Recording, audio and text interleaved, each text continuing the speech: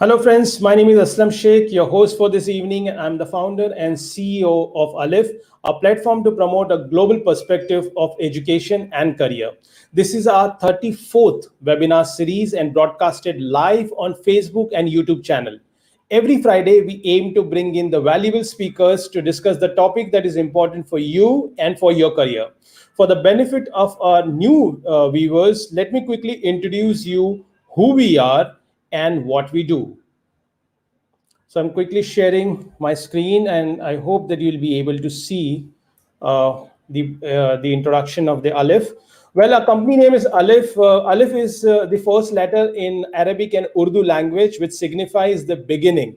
And since most of our students begins a new journey abroad for higher education, and hence that's the reason why we kept this name. This is our core team in the organization. We have got 14 members. Our company was established in 2008. We have counseled over 23,000 students so far. We maintain healthy 100% admission ratio to our universities, which we represent in India, and 95% visa success ratios. We represent the universities from across 14 plus countries. Our company is affiliated to ISEF, WEBA, which are the international bodies in our domain, and we also received some of the awards. We were happy to receive the awards in this year in the COVID time, being the 10 most recommended overseas education consultants by the Insight Success. What we promise to our students is 100% guaranteed to the admissions to the university. We accept their application. These are some of the universities where our students are studying across different parts of the world. We also help our students to get the scholarship. Until 2019, we had 23 crore rupees of scholarship awarded to our students by different university partners under various scholarship heads. These are some of our recipients of the scholarships, and it could be as low as $1,000 to as high as 100% tuition fee waiver. We offer the career counseling to students for those kids who are not sure what they want to do in their life. And we also offer the IELTS coaching, which is almost compulsory for almost all the colleges or universities where you want to go and study. We also won a Silver Partner Award from the British Council. In terms of study abroad, right from study profiling to finding the accommodation and in between everything, we cover in terms of our services to our students. These are some of the countries across the different continent we represent in Europe, North America, Middle East, and Asia Pacific. Apart from the normal services, we also offer the edge out services to our students who are unfamiliar about the cross-culture, the different cultures in the different countries, the basic etiquettes, the digital profiling of the resume, etc., just to help them to settle abroad comfortably. We also maintain 95% student satisfaction ratio. Probably the reason why is that we visit them personally in most of the cases. We have got a good followership on all these major social media channels. We organize or participate different international and local events for the university promotions, as well as for the students to come and interact with the universities directly. Some of our counselors visiting our students in Switzerland, Dubai, me visiting to students in US and France. So this is just to give you the example. We have got the student success stories, like students from us who studied from State University of New York and now settled in New Jersey as a successful MS graduates in electrical engineering. And also a student from Mumbai who joined a university in Ireland and now settled with Dell Technologies and working there as a senior executive. Well, about me, I've counseled 1,000 plus students personally, been to 14 plus countries, and I'm a certified consultant by ISEF WEBA. I'm also the ex-president of BNI Plus chapter, which is the world's largest networking group coming from USA. So that's about our organization. Before we formally begin the session, so if you are a subject expert in watching this show and would like to come on our show to share your insight and experience, please feel free to email to me at aslam@aleph.in. So let's formally begin today's topic. And today's topic is very exciting, and many inquiries, queries, questions, and comments have already been received by students and parents. And topic is training careers in cybersecurity. To discuss this exciting subject, we have with us our expert panel of speakers. So let me do the honor of introducing them. Let me introduce our first speaker, Ms. Pallavi Sharma. Hello, Pallavi. Hi, good evening, Aslam. Good evening. Thank you, Pallavi, for joining us. Pallavi is the Regional Advisor, Southeast Asia of Tiffin University, US. She has over 16 years of total work experience, along with 7 years in the education industry. She worked with UK and US education institutes. Prior to this, she was working in IT industry giants like Wipro, HCL, and Birlasoft. Switching to the international education was a conscious choice based on the student engagement as a part of experience as a teacher early in her career. Pallavi is also a sports enthusiast and believe in holistic development of a student. Thank you, Pallavi, for joining the show. It's a pleasure, Aslam. Thank you for having me. Thank you. I'll come back to you soon. Let me do the honor of introducing our next speaker from US, Mr. Scott. Hello, Scott. Thank you for joining us. Hi, how are you? I'm good, good. Excellent, excellent. Scott is a seasoned physical, cyber, and international security professional. He is the CISO and executive director of the Center for Cyber Defense and Forensic at Tiffin University, which is an NSA Center of Academics Excellence. He serves on NATO's Combined Joint Operation for the Sea Center of Excellence Maritime Security Information Sharing Working Group. He also chairs the Ohio Cyber Collaboration Committee's governance subcommittee, and he is the chief technology officers for Ohio Cyber Women. He has authorized numerous publications on cybersecurity and consults on cybersecurity, physical security policies, and investigation. Thank you, Scott, for joining us. Thank you. Happy to be here. Thank you very much. And let me do the honor of introducing our next industry speaker, Mr. Jaipal. Hello, Jaipal. Hi, Aslam. Thank you for your time, Jaipal. Jaipal is a Vice President, Cybersecurity of Atos. Jaipal is a technology professional with over 25 years of experience handling diverse roles in various organizations. For the last 10 years of his career, he has been in the cybersecurity domain, building businesses in India and Southeast Asia. Currently, he works with Atos, a 12 billion euro technology leader, driving their cybersecurity business for the India West region. Thank you, Jaipal, for joining us. I'll come back. Thank you, Aslam. Thank you for having me. Pleasure. Okay, so viewers, if you have any questions as we progress further, and if you have any comments, please do write into the comment box, and we'll be more than happy to have answered by one of our expert speakers. Let's formally begin this session. And friends, before I begin formally, let me introduce you some interesting data which would be very encouraging, especially for the students, parents, or the school principals who are listening to us. So India is the second largest internet user base, which we know, and it is estimated around 560 million internet users. So that makes us the second largest internet user in the world. And in fact, Niti Aayog, the think tank policy of the Indian government, estimated that number to increase by 730 million users. Now let's see what happens. Now the cyber crime damages cost, which is estimated, is around $6 trillion annually. And that is increased from $3 trillion from 2015. So I hope that you get the context what I'm trying to give these figures for. So we have got the larger internet base, but we also have experienced the cyber crimes which are damaging the organization, the peoples who are involved online. So that's the risk which we are taking as a user, and this is the reason why cybersecurity comes into picture. So let's try to understand that what is this cybersecurity is all about. And let me have in the room Mr. Scott joining us. Scott, we have got a very interesting data from the internet users point of view, and we would like to first know from you that let's just talk about the Center for Cyber Defense and Forensic at the University of Tiffin. I would like to understand what it is all about at a very layman language point of view, and what is the significance of having USA in the whole picture? Okay. So one of the things that I like to start off with at the center is, and I like the word holistic that was used earlier to describe my colleague, but the center is basically designed to sort of support security holistically.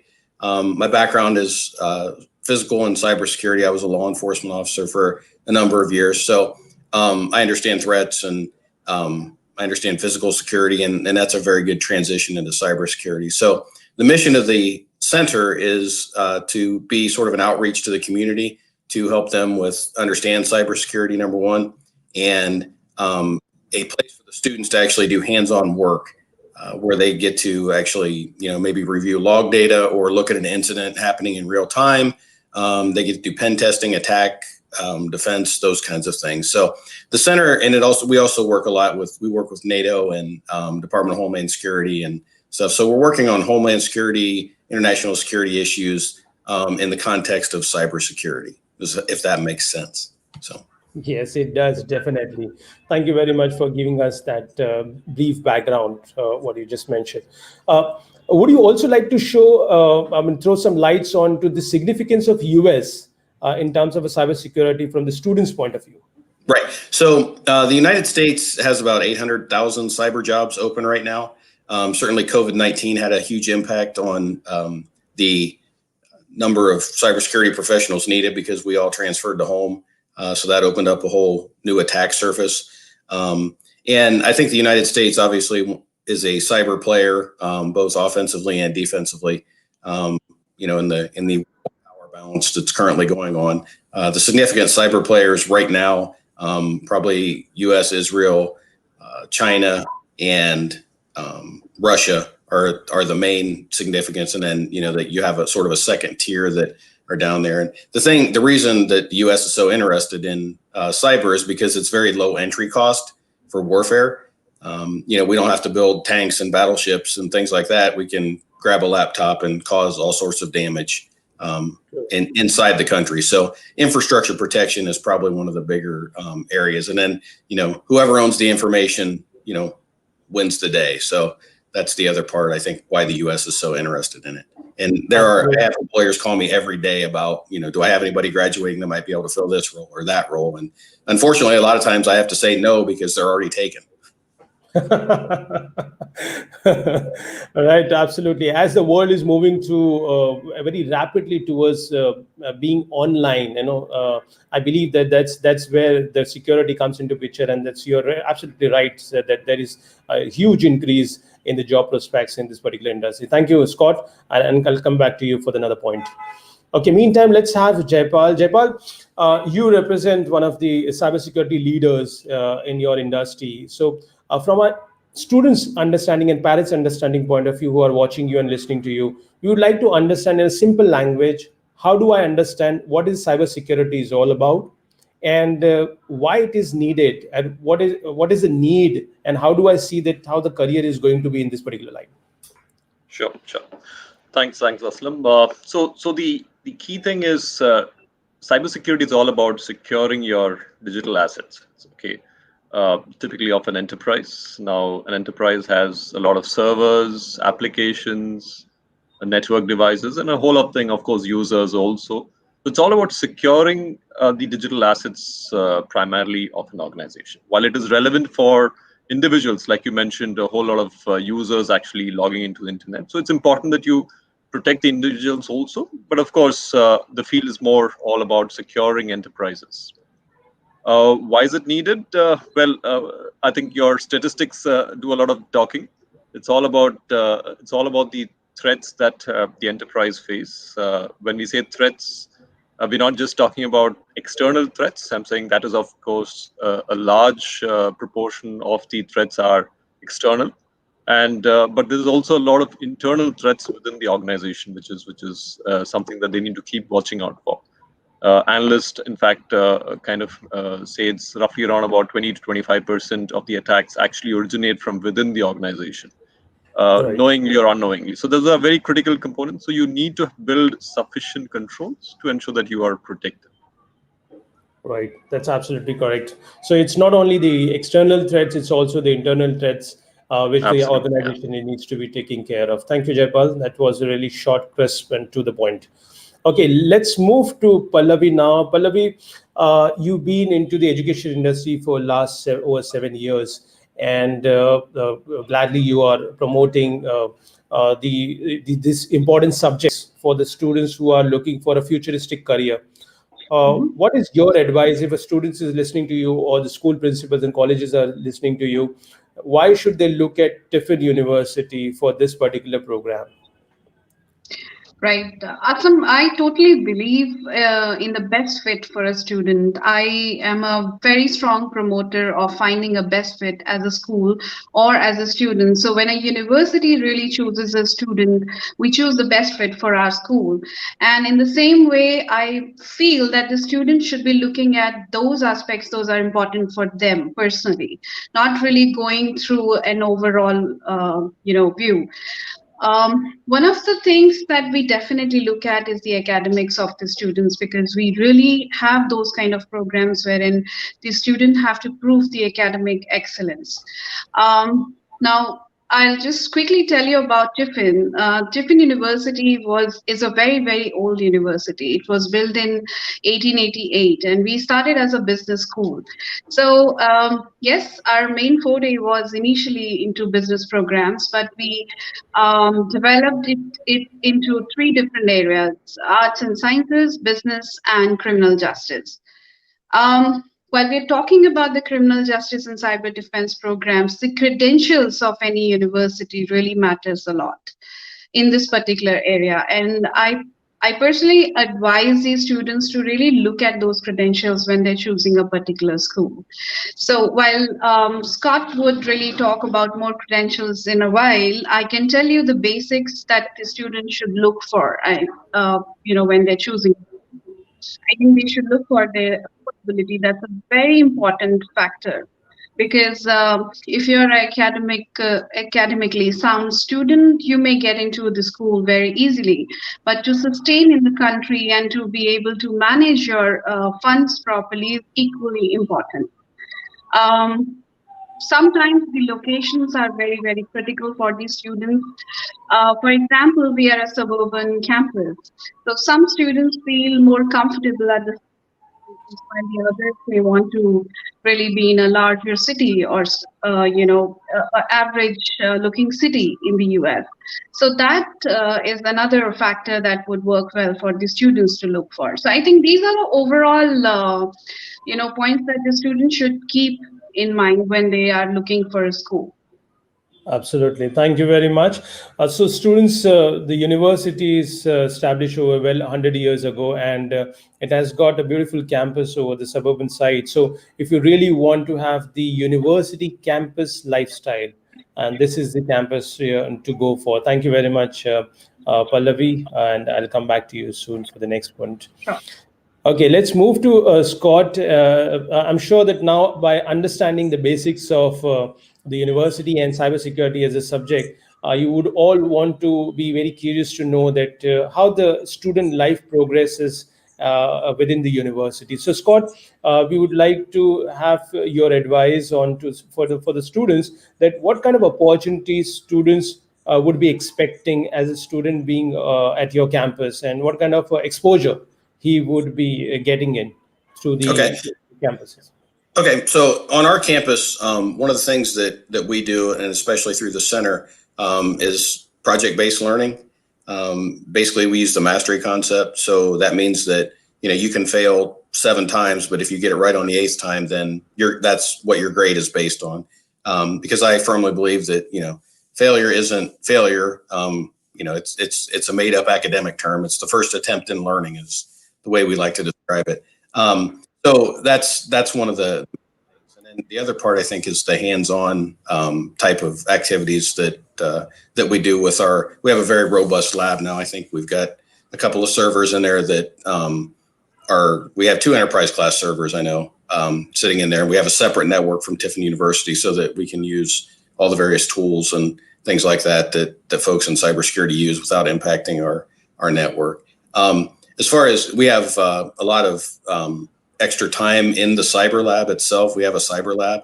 I have a grad assistant that if a student wants to come in and practice or do whatever it is they want to do, they are more than welcome, anytime to come into the cyber lab. It's a resource for the student. We're very student centered at Tiffin University. And in particular, myself, I usually spend, we had a significant population of Saudi students over the past 5 years. I've probably graduated around 100 maybe. So I spend a lot of time, especially with foreign students, to assist them, in acclimating to just life in the US, and then also, the programmatic stuff that we do. Okay, that's nice. That's good to know about the university and the advanced lab. It has for the students to experiment and then experience what they're learning from the classrooms. Thank you, Scott. Let me have a Jaipal from the industry. Jaipal, I've got another piece of information whereby I just was going through the information of Kaspersky Security Network reports, and they mentioned that India has experienced a 37% rise in cyber attacks in the first quarter of 2020, when we not even enter into the official lockdown. So it certainly highlights the opportunity and also the big risk which we all are exposed to. On the same note, I would like to take your opinion that how do you see the industry growth and scope and opportunities for the graduates when they graduate from universities across the world, or like taking the example of Tiffin, for, as a matter of fact, for bachelor's or master's level?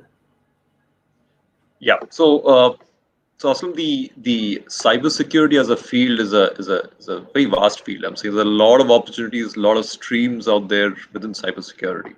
Okay, and what we are experiencing today is a serious demand supply issue, where there is a lot of requirement for good professionals around cybersecurity, but the supply side or the graduates, the number of graduates are very, very minimal. And so that's a big thing. I'm saying I've been in the cybersecurity field for just over 10 years now, and I've experienced this. I'm saying increasingly, I'm saying particularly over the last 3 to 4 years, we are seeing a huge gap of good professionals who can actually manage things much more efficiently. So there is a big supply demand gap, which is where universities like Tiffin will really play a good role.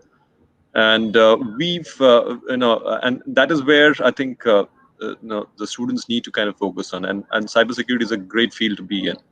Like I said, there's a whole lot of areas that they can actually do. They can work, they can study, they can specialize in. Two key areas that is of great interest to us, and something that I see trending is, one is of course around cloud security, which is really getting a lot of attention and a lot of requirements, because a lot of our enterprise clients are moving towards a cloud, and Right. securing the cloud becomes a very critical component. So those of you who are actually planning to kind of get into or adopt a career in cybersecurity, cloud could be a very good area to actually focus on. Another area, a very budding area, but with huge potential, is something around operational technology security, securing operational infrastructure, your industrial control systems, and all this. So these are two key areas. I'm saying we are in need of great number of industrial control engineers and with cybersecurity background or some of those kind of skill sets. And that is where I think see, it's all about you starting now. You're going to be graduating probably in next 4 to 5 years or so, and what will be relevant at that point of time. I think that's the trend that you need to look at, and then take that particular route and then start specializing in certain specific areas. Did I answer all your questions, Aslam, or is there anything that I Yes, kind of missed out? in fact, I have one question here. Like you mentioned, the cloud security and operational technology security. So there are different types of areas within the cybersecurity. You mean to say? So Yeah, cybersecurity absolutely. Yeah. then gets divided into these Oh areas. yes, these are just the two. Just two. I'm saying there could be, well, around about a number of such areas, probably around about 15, 16 areas, which core areas, I'm saying, which you could specialize on. I just took these two because, let me say, that's where I have a huge supply side issue, or I don't have very strong guys. And I see these two areas as something that will really grow as we move forward. Right. Because more and more, I'm saying today we have seen a lot of data center security guys and networking guys and application testing, all very, very, very important. And so it'll continue to be required. But in terms of where will you be able to maximize your investments when it comes to education, I think these are the areas where we would look at.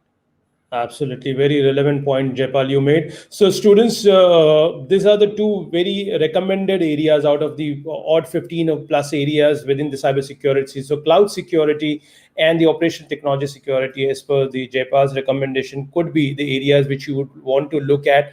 And a very valid point, what also Jepal made, is that you also need to keep in mind that how the technology is getting evolved over the period of time. So, by the time you graduate, that also makes a lot of very valid point that you connect with that type of technology which would be existing, over the period of time.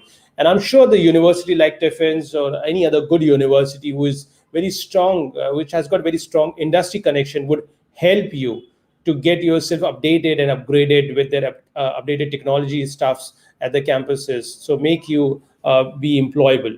Thank you, Jaipal. It was a very valid point. So on this point, I'm moving further. I would like to have Pallavi. Pallavi, now we have understood certain areas which are in demand, and now we want to take a next step. So, for example, if a student wants to move further in this particular area and wants to take admission into your university, so what is your advice? What's the eligibility criteria for the students to come onto the campus?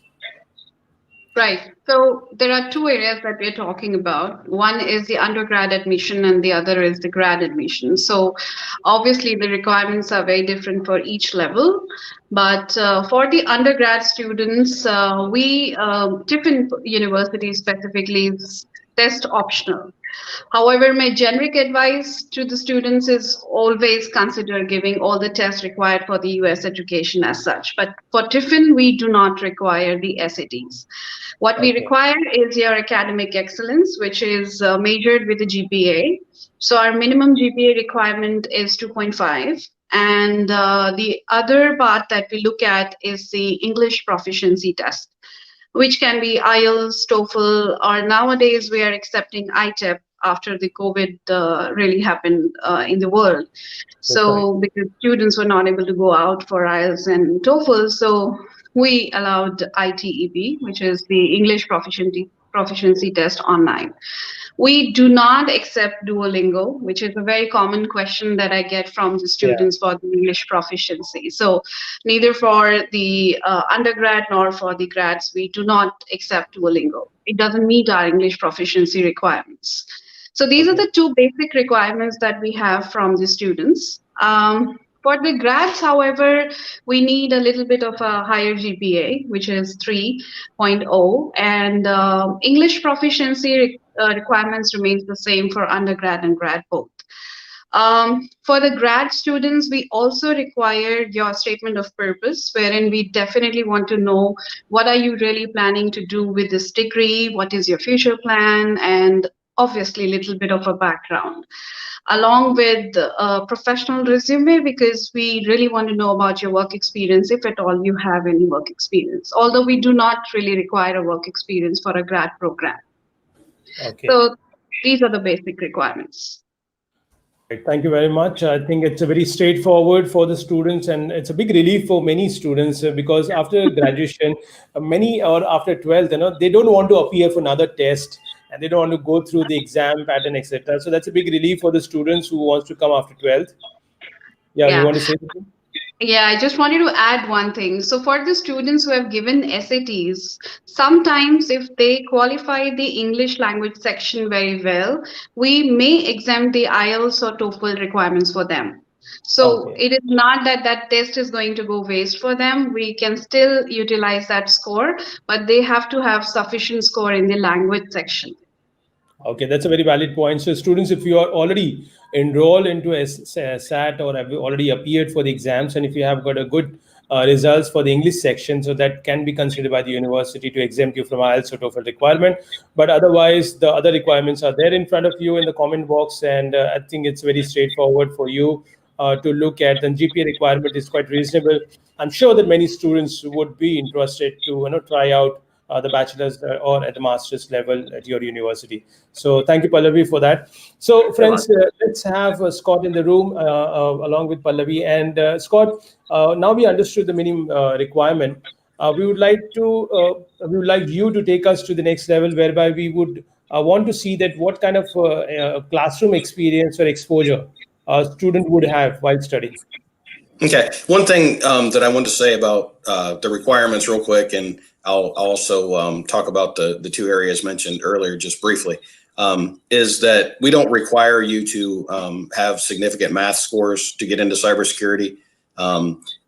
we firmly believe that there's room for everyone in cybersecurity. So if you're a history major, you like history, you like gaming, whatever the case may be, there's a place for you in cybersecurity. You don't have to be a math genius and take 5 levels of calculus to succeed in the field.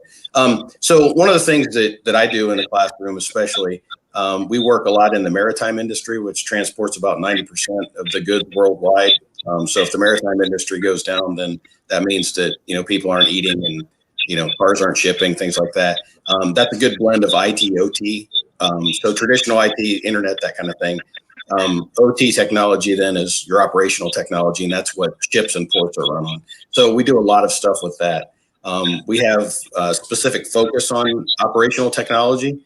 Cybersecurity, we've got 2 new cybersecurity trainers and a portable operational technology cyber trainer as well that we take around, or we're going to take around to companies to assist their OT engineers in learning cybersecurity. So I jotted down a couple things. So security mindset is one of the things that they can expect in the classroom. And that's sort of on threat-based approach. So we look at our enemies and see what the people or the bad actors are doing. And then we try to make sure that we defend based on that. We don't just want to have a generic, because if you build a 10-foot wall or a 10-meter wall, then the bad person's going to go out and get an 11-meter ladder and climb over your wall. So you have to understand, how those folks think.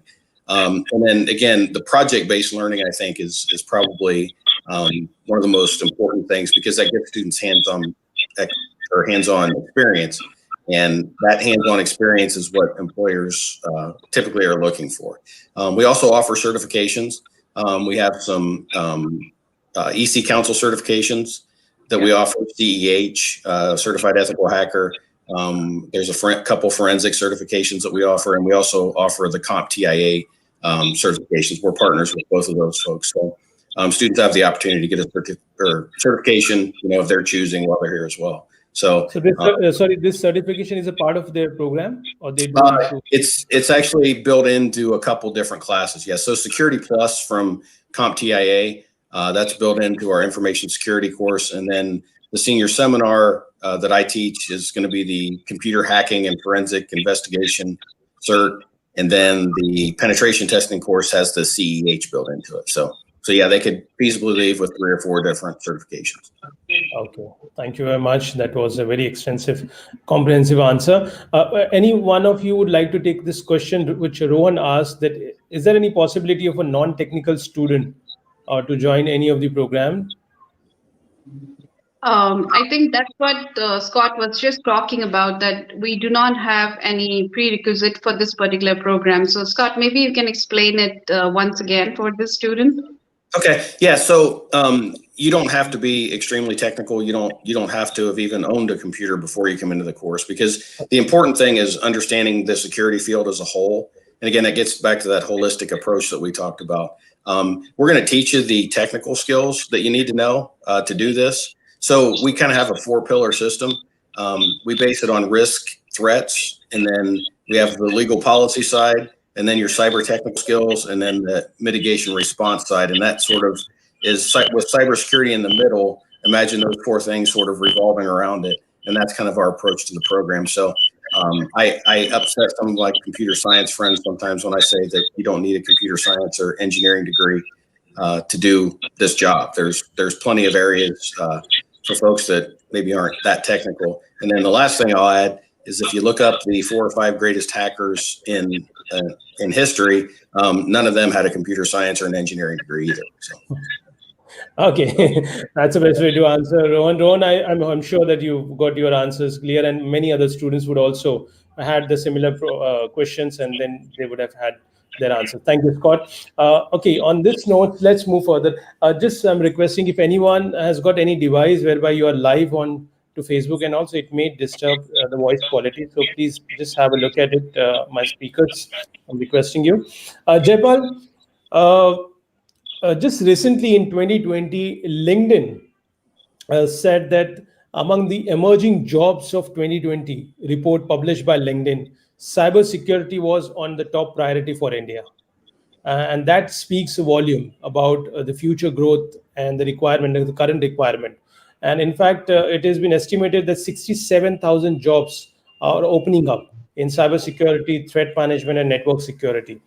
Uh, as a student, when he is looking at this prosperity and prospects of this industry, how can you explain it in a simplified manner, that what would be the first step into the industry when the student graduates, and how does he look at India market from a professional point of view? Where does he start from? Yeah, yeah. So once a student graduates, there could be different streams that he can actually adopt. I'm saying to start with, fundamentally, whether he loves selling or does he like actually delivering cybersecurity. Because even for us, selling also requires capabilities around a fairly good understanding of security. But I presume if you're actually going through the university and you're doing a lot of hands-on stuff, probably you may want to kind of get into delivery to start with. But I meant delivery, I mean, it could be around technologies. There are a whole lot of technologies around cybersecurity. It could be specific technologies like your firewalls, your IDS, proxies, and your cloud devices, and all those are hundreds of devices. And so you look at a Gartner report, you'll find so many devices, so many technologies that are coming up. So the student could actually start focusing on specific areas.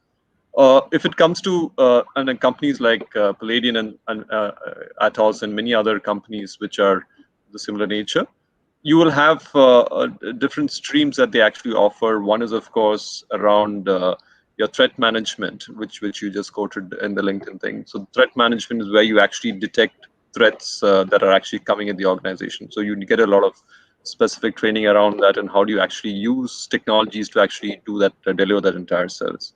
Then you have various areas around your testing side of things, around application testing and network testing. So all these are areas that are required because there are a lot of regulatory requirements to actually test and do whatever various things. So that's another area. And as you kind of spend time in the industry, you get to into things like your advisory and consulting services, which requires you to have a fair degree of understanding of a lot of things. Could be having got your hands and feet wet in doing certain things, and then saying that, okay, this is the ideal way of proceeding for an enterprise. Specific areas of advisories that you may actually give to companies. So these are three different areas. Then, of course, in each one there are specializations. You have under threat analysis. You have threat hunters, for example, which requires for having very investigative mind and trying to piece together a lot of information. So as you progress, and so there's a clear progression that you can actually see in the industry. So so the path is fairly well laid out. I'm saying for people who are strong, smart, who are willing to actually put that extra effort out there to ensure that they come out better. So there's clearly a lot of opportunity. Salaries wise, if you ask me, I think the industry pays well. Let me put it that way. I'm saying if you're worth your salt, I think the industry really pays well, and it's just a question of staying focused. But my humble advice to students is do not go after salary for the first couple of years. I'm saying I know there is pressure because you would have obviously kind of taken on probably some loans or any of those kind of stuff to complete your education. But for the first few years, stay very focused on learning things. I'm saying what you've learned in university is very, very important. It sets the ground for the whole thing. But what you learn on the job with enterprises and all the stuff is actually what helps you, kind of, it's cast in stone kind of stuff. So you have to stay focused. If you're not getting any learning from that experience, move out. But don't let salary drive that entire decision to stay in a job or move out. There's a whole lot of opportunity. I'm saying I've seen the number of people who move just because I'm saying they get a lot of, I'm saying the salary that are available are that are given to them are quite large. As long as they're good at what they do, there is a demand for them. Absolutely. Thank you, Jaipal. Thank you for very, very satisfactory answer. I'm sure that students have got a very important point out of your answer, that salary should not be the motive. Definitely, the industry pays you well, but focus on to one area. The structure, the layout, and the progression path is already being charted out pretty decently by the industry. So you need not to worry about it, but just focus into the area where you have got the interest to build up your career. Thank you, Jaipal. So let's move to Pallavi. Pallavi, how's the fees scenario looks like, and is any scholarship which has been offered by the university at this point of time? Yes, Asslam, we are considered one of the most affordable schools in the US. I mean, from the overall perspective. We do give scholarships to the undergrad and grad students both. It largely depends on their merit. So, in the US terminology, it's a merit based scholarship that we provide. So, it depends on their GPA at the grade 12 or at the graduation or the undergrad degree that they own from India for the grad students, respectively. It ranges as per the GPA, so we can provide you detailed information later on. But just to give you an idea, it starts from $6,000, it goes up to $14,000 for our undergrad students, and each year. If the student really maintains the GPA each year, they can expect the same scholarship the next year as well. For the grad students, however, we are pretty low on fees. So the scholarship starts from $1,500. It goes up to $4,000 depending on their merit. So there are different levels of scholarships based on their grades. So that's how the scholarship works for the students. For the undergrad students, however, we are also NCAA Region 2 school, which means we give the credibility to the student athletes. So a lot of student athletes actually get those kind of scholarships in addition to the merit-based scholarships as well, which we, in general call as the talent-based scholarship. So if you have any, I mean, if the students have any credential in the area of sports, arts, or performance, then of course they can simply apply for the talent-based scholarship as well. Okay. But that's only for the undergrad students. Okay. So, friends, so you have got pretty decent options available at the university in terms of scholarships, which is there in front of you. I've just noted it down what Pallavi has said. So you have got sports scholarship also, which is a good sign because nowadays a lot of students are very active in sports and they do say that, okay, we are not good in grades, but what about our sports certificates and sports involvement? And that's a good news from the university that is being taken care of in order to support your idea of going abroad at this university. So thank you, Pallavi, for this. Let's move to Scott. Scott, is there any opportunity for the students from the internships or OPT point of view? Because a lot of students ask this question. Right. So internships are one of the pillars of the cyber program and pretty much all of our programs at Tiffin University. We've had students go do internships at Fortune 500 companies, Fortune 100 companies, the U.S. government, various different agencies in that, local businesses. And for the foreign students, depending on the type of visa, sometimes it's difficult to get a paid internship working for maybe a private company. But one of the things Tiffin does offer is placing our cybersecurity students in the actual IT help desk area at Tiffin University. So they actually work for the university and they do some cybersecurity stuff and they do typical help desk things, to help users have a good experience, anywhere from imaging machines to investigating incidents. So that's one of the things that we do, which is kind of creative. And then the final thing that we do is center director, I have the ability to allow students to work on various projects. So we've worked on projects with the Maritime Transportation System, ISAC, the Coast Guard, DHS, a couple of different Fortune 500 companies. So I get them focused on very real world problems. So they have that experience. So when JPAL goes to hire them, they can say, well, look, I did this, that, and the other thing. And, they'll be able to do that. So I try really hard to make sure that our international students, especially, have opportunities that maybe they wouldn't be able to get based on visa, but we're able to work around that based on the position of the university. So.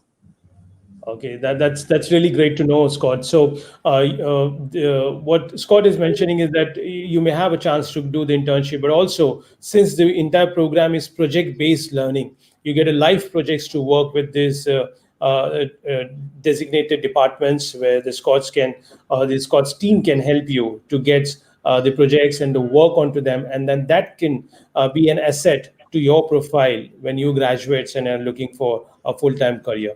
So right. that's. Can I add one more thing real quick? I'm sorry. I meant to add this. So, if a student is from India and they want to do an internship, with ATOS, then we would, we would certainly allow that. They could do that. And there's an internship supervisor, which would typically be me for cyber. I would just be in contact with, maybe with JPAL or whoever's in charge of the program, and the student could do their internship, if they went home for the summer or something too. So certainly we have the ability to do that. I've done that with several Saudi students as well. So it's not just limited to the US to do internships. You can also do them internationally. Sorry That's about a that. good idea. Yeah, no, absolutely. It's a good, valid points. And if Jaipal company is open to have a students as an intern during the summer break, so that would be a fantastic opportunity for the students as well to make use of their summer vacation and do something which is meaningful back in India. So I was just about to turn to Jaipal only. Jaipal, so how do you see, luckily these points Scott raised, and that's also very well connected with my next question, is that what's the significance of students studying from a university like Tiffin or any other university in abroad and coming back to India and looking for a careers? How does industry look at this kind of experience, exposure, and the degree which they carry with you? Yeah. So while over the last many years that we've been actually recruiting people, good guys. I'm saying in India we've got some real talented bunch of guys. But I think what universities like Tiffin offer is something which is, it helps the students get very rooted in concepts. If you see a majority of the guys that we recruit here, these guys have actually done either a computer engineering or a network engineering, and then they kind of come to us, and then we need to kind of, or they do some certification on CEH or any of those things, and then they kind of move into cybersecurity. But something like what Tiffin is offering will ensure that they're all rooted in concepts, which is very, very critical as you move forward and things. So that is a big difference that students will have in case they kind of come out of university like Tiffin. And I think the quality also will accordingly be different. Is my that's what I would look at.